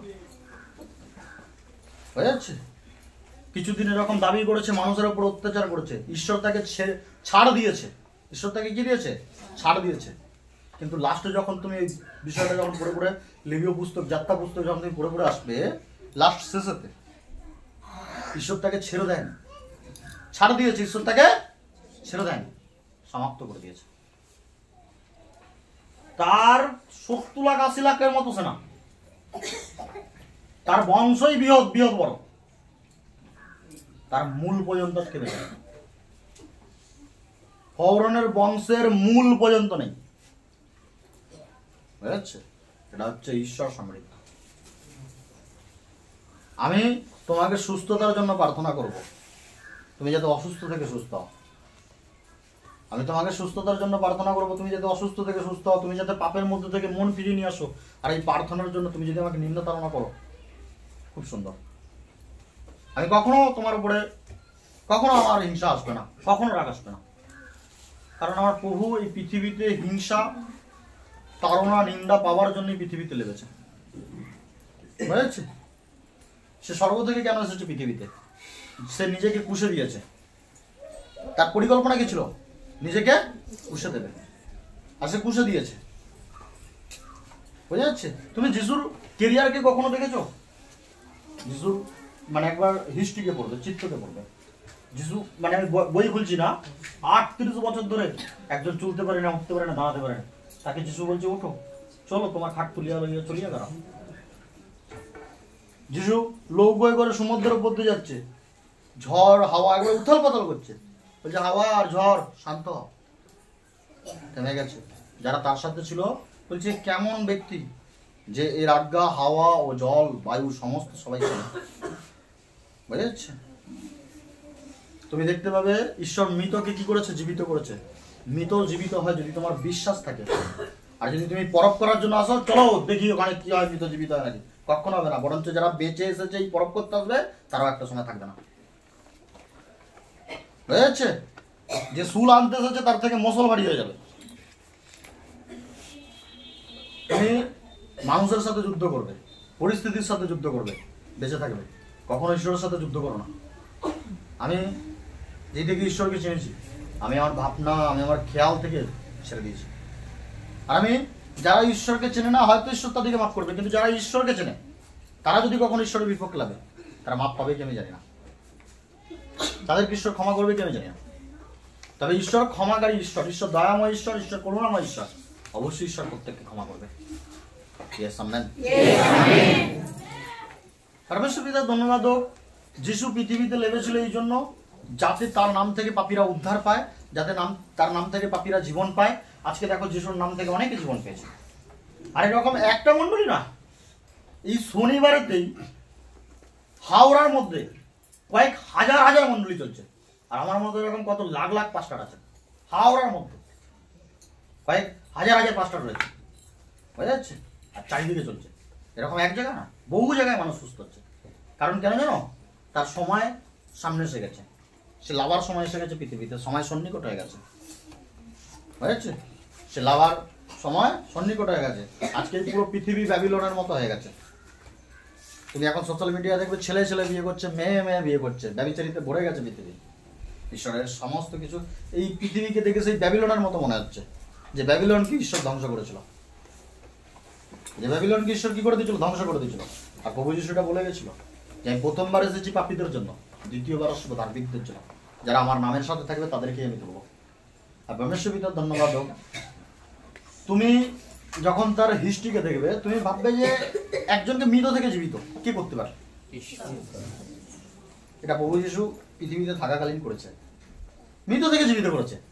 প্রভু যিশু ক্রুশে উঠেছে, তো ক্রুশে ওঠার পরে সে যেমন তার শিষ্যদিকে বলেছিল আমি এই মন্দিরকে আবার 3 দিনে করবো। মন্দির বলতে সে নিজের শরীরকে বুঝিয়েছিল, কারণ সে বলে গেছে ঈশ্বর এই পৃথিবীতে কোথাও বাস করে না, মানুষের মনের মধ্যে বাস করে, মানুষের অন্তরের মধ্যে বাস করে। যদি সে তার অন্তরকে পরিবর্তন করে, যদি তার অন্তরকে পরিষ্কার করে, তার অন্তরের মধ্যে ঈশ্বর বাস করবে। আর পরমেশ্বর পিতার ধন্যবাদ হোক, তুমি যখন দেখবে সে ক্রুশ থেকে কি হয়েছিল, লেবেছিল, তাকে কবরে রেখেছিল, সে 3 দিন পরে আবার কি হয়েছিল, জীবিত হয়েছিল। আর শিষ্যদের সাথে কতদিন ছিল, 40 দিন। মৃতর মধ্যে থেকে জীবিত হয়ে আসার পরে যে এক ঝলক দেখিয়ে চলে গেছে এমন নয়, 40 দিন ছিল। 40 দিন থাকার পরে এরকম ফাঁকা মাঠে তার শিষ্যরা রয়েছে, বলছে আমার যাওয়ার সময় হয়ে গেছে, আমাকে স্বর্গ যেতে হবে। তার শিষ্যরা কথা বলছে, এরকম কথা বলতে বলতে বলতে বলতে বলতে বলতে স্বর্গে করোনা গেল। ওই পৃথিবী থেকে একজন রক্ত মাংস অবস্থায় স্বর্গে গেছে, আর বাকি সবকটা শরীরকে মাটিতে খেয়ে ফেলেছে। ওই পৃথিবী থেকে একজন মৃত্যুকে জয় করে মরার পরও জীবিত অবস্থা স্বর্গে গেছে, সশরীরে রক্ত মাংসের সাথে। বাকি শরীর কি করে গেছে, আমি যদি মরি আমার শরীর কি হয়ে যাবে, মাটি খেয়ে ফেলবে, কিন্তু আমার আত্মা যেন বেঁচে থাকে। আমি এই জন্য যিশুকে চিনি, যে যিশু আমার শরীরকে আজকে মুক্তি দিয়েছে, যে যিশু আমার শরীরকে আজকে জীবন দিয়েছে, হ্যাঁ, সে যিশু আমার আত্মাকেও কি করবে, জীবন দেবে। আত্মা নষ্ট হবে না, কারণ আত্মা ঈশ্বরের দেয়া দাম। আত্মা শেষ হবে না, শরীর শেষ হয়ে যাবে। যে শরীর নিয়ে এত গর্ব অহংকার, যে শরীরের মধ্যে এত এই পোশাক পরতে হবে, ওই দামি পোশাক পরতে হবে, পচা শরীর। আত্মা যতদিন রয়েছে শরীরের ভ্যালু রয়েছে, আত্মা বেরিয়ে যাবে, শরীরে গন্ধ উঠে যাবে। না তুমি 10 দিন চান করা বন্ধ করে দাও, এমনি গন্ধ ছাড়বে তোমার শরীর। পচা শরীরকে সাজিয়ে রেখেছো। শরীর নিয়ে কখনো অহংকার করো না, পৃথিবীতে পাওয়া দ্রব্য নিয়ে কখনো কি করো না, অহংকার করো না। পৃথিবীর দ্রব্য সম্পত্তি এখানেই পড়ে থাকবে, পৃথিবীর দ্রব্য সম্পত্তি কি করতে থাকবে, এখানেই পড়ে থাকবে। প্রভু যিশু পৃথিবীতে একমাত্র প্রভু যিশুই পৃথিবীতে এসেছে যে মৃত থেকে জীবিত হয়ে সশরীরে স্বর্গে গেছে। এরকম আর পৃথিবীতে কেউ না, স্বর্গে গেছে পৃথিবীতে এরকম আর, কারণ মৃত্যু তাকে ঘিরতে পারেনি। জীবন তাকে কিভাবে মৃত্যু ঘিরবে, সে সময়ের মধ্যে বাধা নেই, সে সময়কে সৃষ্টি করেছে। অনেকে বলে এটা নিয়তি, সে নিয়তির মধ্যে বাধা নেই, তারই নীতি এটা। সে কথা বলতে বলতে সশরীরে কোথায় গেছে, স্বর্গে গেছে। আর এটা প্রত্যেকটা মানুষ জানে, জানার পরেও তাকে কি করতে পারেনি, চিনতে পারেনি, বুঝতে পারেনি, বিশ্বাস করেনি। আর সে এই জায়গায় বলে গেছে এই জন্য, যোহান 12:46, যে কেহ আমাকে বিশ্বাস করবে সে অন্ধকারে পড়ে থাকবে না। আজকে আমি যিশুকে বিশ্বাস করেছি, আমি গর্বের সাথে বলছি, আমি তাকে বিশ্বাস করাতে আমি আজকে আর অন্ধকারে পড়ে নেই। আমার জীবনে এক আলো এসেছে, নাহলে আমি আগে নেশার অন্ধকারে, ঝগড়া অশান্তির অন্ধকারে, ব্যভিচারের অন্ধকারে, মারামারির অন্ধকারে, মদ্যপানের অন্ধকারে, ফুটপলসিতা, পরচর্চা, পরনিন্দার অন্ধকারে, বুঝে যাচ্ছে, এরকম অন্ধকারে পড়ে থাকতো। যখন আমি তাকে পেয়েছি, এরকম সবাইকে আমি ত্যাগ করে দিয়েছি, যেখানে পরচর্চা যখনই আরম্ভ হয়ে যায় সেই খান থেকে, সেই জায়গা থেকে চলে আসি। কারণ আমি জানি ওটা পাপ, আমি ওই পাপ আর দ্বিতীয়বার করবো না। আমি অনেক কষ্ট এই পাপের যন্ত্রণা থেকে বেরিয়ে এসেছি, আর দ্বিতীয়বার আমি ওখানে করবো না। কারণ আমি জানি নেশা হয়তো আরামদায়ক, জগতে ভাবতাম, এর থেকেও মহা যন্ত্রণা হচ্ছে সেই পাপ। ওই যন্ত্রণার ভার আমি আর কখনো নেব না, বুঝা যাচ্ছে। ঈশ্বর তোমাকে বলছে না যে তুমি আজকেই ছেড়ে দাও নেশা বা সমস্ত কিছু ছেড়ে দাও। ঈশ্বরের কাছে প্রার্থনা করো, ঈশ্বর তোমাকে বার করে নিয়ে চলে আসবে। আমি বিছানা থেকে উঠে আগে এরকম হাত রাখতাম, আমি বিছানার পর্দায় বোতলটা রেখেছি, চোখ চাইতাম না, তারপরে মাটিতে পা ফেলতাম, তারপরে বিরাজ নিয়ে বেরোতাম, বুঝেছে। ঈশ্বর আমাকে ওই ডিপ্রেশন থেকে, ওই জায়গা থেকে, ওই দুঃখ থেকে বার করেছে। আমার ঈশ্বর, আমার প্রভু, আমি তাকে চেনার পরে সে আমার লাইফ থেকে, আমার জীবন থেকে অন্ধকারকে মুছে দিয়েছে, বুঝেছে। আর কি বললো, যে কেউ আমার কথা শুনবে না আমি তার বিচার করতে আসিনি। যিশু পৃথিবীতে বিচার করতে আসেনি, যদি যিশু পৃথিবীতে বিচার করতে আসতো তাহলে এই পৃথিবীর বিচার কবেই করে দিত সে। তুমি বুঝতে পেরেছো? তাকে ক্রুশে যখন দেয়া হচ্ছে, যে মানুষকে জীবন দিতে পারে, যে ঝড়কে হাওয়াকে থামিয়ে দিতে পারে, সে ওই ক্রুশে ওঠা অবস্থা শুধু একবার বলতো, গোটা পৃথিবী বিলুপ্ত হয়ে যায়। আবার মানুষকে যে মৃত থেকে জীবিত করেছে 4 দিন পর, মরে গেছে 4 দিন হয়ে গেছে, 4 দিন পর থেকে জীবিত করেছে। আর আজকে সেই যিশুর নাম থেকে তুমি দেখবে, আমদা থেকে একটা দাদাভাই আছে, যখন এখানে নিয়ে এসেছিল আমাদের এই উত্তর পল্টিকারির ওখান থেকে নিয়ে এসেছিল মনে হয়, ওই দাদাভাইকে, একটা দাদাভাই ও বসতে পারতো না, এনে এরকম কি করেছে, লম্বা করে শুইয়ে দিয়েছে, বুঝেছে? ও বাদলদা, যতটা সম্ভব নাম বাদলদা না, লম্বা করে কি করেছে, শুইয়ে দিয়েছে। আজকে ওই ব্যক্তি সাইকেলে করে মন্ডলী আসছে। তুমি ঈশ্বরকে খুঁজছো না? কোথায় ঈশ্বর? যখন ওকে দেখবে দাঁড়াবে যে ওই ব্যক্তি অনেকদিন আগে মারা গেছে, ওর নতুন যে পুনরুত্থান জীবন পেয়েছে ওটা ঈশ্বর। আর তুমি যে সমিত্রকে আজকে দেখছো না, ওই সমিত্র অনেকদিন আগে মারা গেছে। আজকে যে নতুন করে জীবিত রয়েছে ওটা ঈশ্বরটা পেয়া জীবন হয়ে যাচ্ছে। আর পরমেশ্বর পিতার ধন্যবাদ হোক, যাতে ঈশ্বরে কি বললো যে যে কেউ আমাকে বিশ্বাস, কেউ যদি আমাকে বিশ্বাস না করে আমি তার বিচার করতে আসিনি, বরঞ্চ আমি পৃথিবীতে কি করতে এসেছি, পরিত্রাণ করেছেন। মানে যে কেউ ঈশ্বরকে বিশ্বাস করবে সে পরিত্রাণ পেয়ে যাবে। এই যেমন প্রথমে ঈশ্বর আমাকে শিখিয়ে গেল যে ভারাক্রান্ত পরিশ্রান্ত লোক সকল আমার নিকটে এসে আমি তোমাকে বিশ্রাম দেবো। লোক যখন ভারাক্রান্ত না হবে, পরিশ্রান্ত না হবে, সে ঈশ্বরের কাছে কখনো আসবে না। তার মনে হবে জগতের ব্যবচারী আনন্দ, তার মনে হবে জগতের আমোদ প্রমোদই আমার আনন্দ। আমি এরকম মনে করতাম, আমি এরকম ভাবতাম। কিন্তু যখন আমি ভারাক্রান্ত হয়ে গেছি, পরিশ্রান্ত হয়ে গেছে, আমার হসপিটাল আমাকে ফিরিয়ে দিয়েছে, আমার জবাব আমার মুখের সামনে দাঁড়িয়ে গেছে, আমার মৃত্যু আমার সামনে যখন দাঁড়িয়ে গেছে, তখন আমার মুখ এরকম হয়ে গেছে, খুলে গেছে। আমার শরীরের ক্ষমতা সেই মৃত্যুকে বাঁচাবার জন্য কাজে আসেনি, আমার এডুকেটেড জ্ঞান সেই মৃত্যুকে বাঁচাবার জন্য কাজে আসেনি, আমার গুড পলিসি বুদ্ধি সেই মৃত্যুকে বাঁচাবার জন্য কাজে আসেনি। কোনো কিছু দিয়ে আমি মৃত্যুকে রুখতে পারতাম না। সেই সময় একটা নাম আমার জীবনে কাজে এসেছে, প্রভু যিশু। আর যখন সেই নাম আমার জীবনেতে কাজে এসেছে, আমি সেই নামের জন্য সমস্ত কিছু ত্যাগ করে দিয়েছি। প্রভুকে বলে দিয়েছি আর কখনো নেশা করবো না। কিন্তু বলার পরও আমি ছাড়তে পারিনি, মাঝে মধ্যে একবার করে ফেলেছি। কিন্তু ঈশ্বর আমাকে বার করে নিয়ে আসছে। আজকে কন্টিনিউ 6.5 বছর প্রভুকে চেনার পর থেকে, হ্যাঁ, আমি মুক্ত। ঈশ্বর আমাকে সেই অন্ধকার থেকে বার করলো না? তাকে পাওয়ার পরেও যে আমি কখনো ক্ষণিকের জন্য ভুল করে লিখছি, সে কি আমার বিচার করলো না? বরঞ্চ আমাকে আবার সেই পাপের জায়গা থেকে ট্রেনে তুলে নিয়ে এলো, পরিত্রাণ দিল না? আজ আমাকে দেখো, তুমি যদি ঈশ্বরকে দেখতে চাও, আজকে আমাকে দেখো, আমার শরীরকে যে দাঁড় করিয়ে রেখেছে এটাই ঈশ্বর। আর তুমি বলছো আমি বলছি, এমন নয়। আমার মধ্য থেকে সেই ঈশ্বরের পবিত্র আত্মা বলছে, দেখ আমি একে আজকে দাঁড় করিয়ে রেখেছি, যাকে ডাক্তার বলেছিল মরে যাবে। তুমি যদি এর পরও অন্ধ হও, চোখ বন্ধ করে পালিয়ে যাবে। আর তোমার এই অন্ধতার কারণে তুমি আরো পাপ করতে থাকবে, আর এই পাপ একদিন মৃত্যু হয়ে তোমাকে গিলে নেবে। যাতে তোমাকে মৃত্যু না ঘিরতে পারে, যাতে তোমাকে মরণ না গিলতে পারে, তার জন্য প্রভু যিশু এসেছে। শরীরে মৃত্যু সবার হবে, শরীরে মৃত্যু এখানে যতজন বসে রয়েছে সবার হবে। অনেকে এই পৃথিবীর জন্য অনেক কিছু করতে চায়, করে কি করবে? 95 বছর, চলো 100 বছর, এক্সপায়ারি ডেট তোমার খতম, শেষ। তোমার শরীরের এক্সপায়ারি ডেট দিচ্ছি 100 বছর। কিন্তু গুরুত্বপূর্ণ কি জানো? আত্মা বেঁচে থাকে। কে? কারণ এই শরীর যা যন্ত্রণা ভোগ করেছে পৃথিবীতে পাপে পড়ে, এর 100 গুণ যন্ত্রণা আত্মা ভোগ করবে নরকের আগুনে পড়ে। যাতে সেই আত্মা নরকের আগুনে না পড়ে, যাতে আত্মা বেঁচে থাকে, এই জন্য সে বলছে তোমরা আমার নামকে স্বীকার করো, আমার নামের পশ্চাতে আমার পেছনে চলো। আর পরমেশ্বর পিতার ধন্যবাদ হোক, তার আসার সময় সন্নিকট। আর সেটা বলে গেছে যে আমি যখন পৃথিবীতে আসবো তখন আমাকে বহু মানুষ বিলাপ করবে, কিন্তু কিছু করার নেই, তার দেওয়া সময় শেষ হয়ে গেছে, হয়ে যাচ্ছে। আর পরমেশ্বর পিতার ধন্যবাদ হোক, কিছু কিছু জায়গায় সে আরো বলে গেছে, আমি বাইবেল বলছি না, সে আরো বলে গেছে, প্রকাশিত লিখিত বাক্য, কিছু কিছু জায়গায় জল রক্তের মতো লাল হয়ে যাবে, কিছু কিছু জায়গায় হয়ে গেছে, কাপড়ে দেখাচ্ছে, হয়ে যাচ্ছে। এই পৃথিবীতে দানব লাগবে, এটা মানুষ আজকে নাসা চেক করছে, সূর্য পশ্চিম দিকে যাবে, আজকে পাচ্ছে। এটা 2000 বছর আগে বাইবেলে লিখে দিয়ে চলে গেছে, প্রভু যিশু আসার আগে এটা হবে, ঘটবে, বুঝা যাচ্ছে। তারপরে সে পৃথিবীতে, আর সে যতদিন পৃথিবীতে লাগবে না তার পবিত্র আত্মা সকলের মধ্যে কি করবে, কাজ করবে। আর সে যখন পৃথিবীতে আসবে এই সমস্ত আত্মাকে কলসিকে কি করে নেবে, উঠিয়ে তুলে নেবে মানুষের মধ্যে থেকে।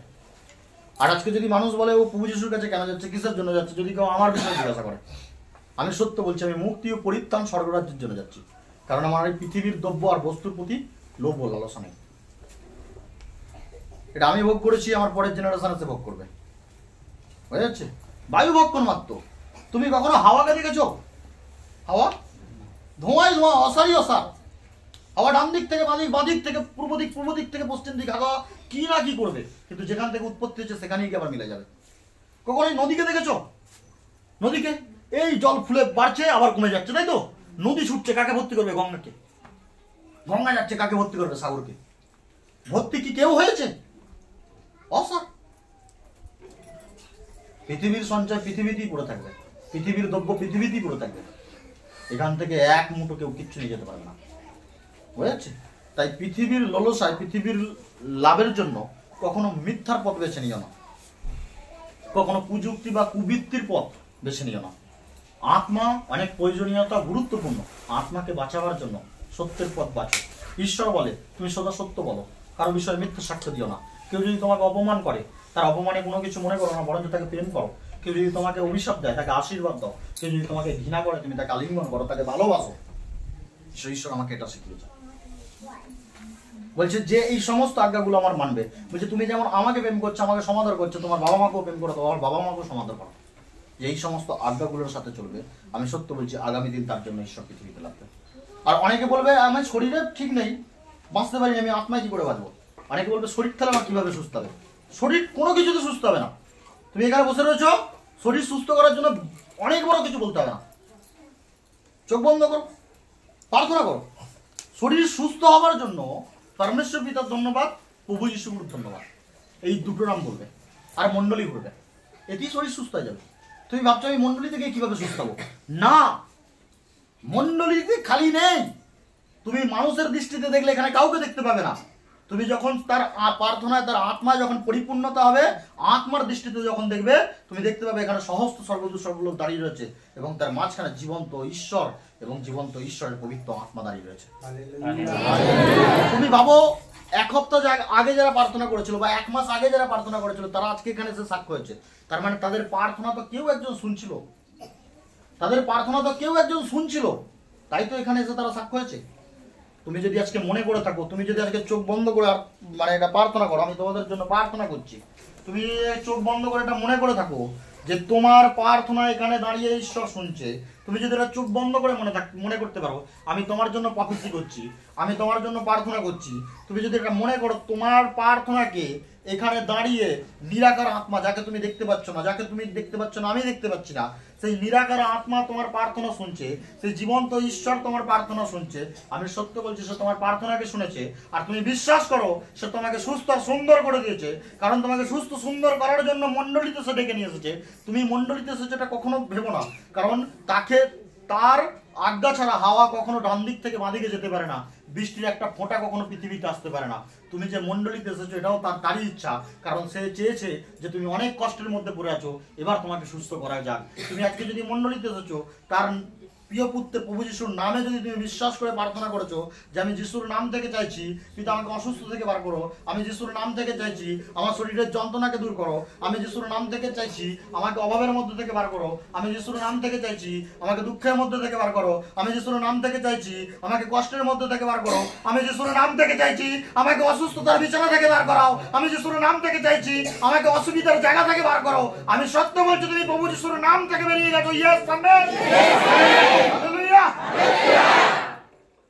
পরমেশ্বর পিতা ধন্যবাদ। আজকের পরে তোমরা কেউ অসুস্থ নই, তোমরা হৃদয়ের মধ্যে মনের মধ্যে দৃঢ়তা বিশ্বাস করো যে তোমাকে ঈশ্বর সুস্থ করে দিয়েছে। তোমরা মনের মধ্যে দৃঢ়তা বিশ্বাস করো তোমার সামনে যারা আজকে দাঁড়িয়ে সাক্ষ্য হয়েছে তোমরা আগামী দিন আগামী কালের সাক্ষ্য হয়ে দাঁড়াবে। তোমার সামনে যদি ঈশ্বর কাউকে সুস্থ করেছে, ঈশ্বর কেন তোমাকে সুস্থ করবে না? যদি ঈশ্বর ওই সন্তানকে সুস্থ করেছে ঈশ্বর তোমাকেও সুস্থ করতে পারবে। আমি বিশ্বাস করি যতজন এই কথাটা হৃদয়তে বিশ্বাস করেছো যে আমি সুস্থ হয়ে গেছি, আমি সুস্থ হয়ে গেছি, আমি সুস্থ হয়ে গেছি, তারা আর কেউ অসুস্থতার মধ্যে পড়ে নেই। প্রভু যিশুর নাম থেকে চাইছি আমেন। ইমানুয়েল নাসরতীয় যিশু খ্রিস্টের নাম থেকে চাইছি আমেন। ইমানুয়েল যিশুর নাম থেকে চাইছি।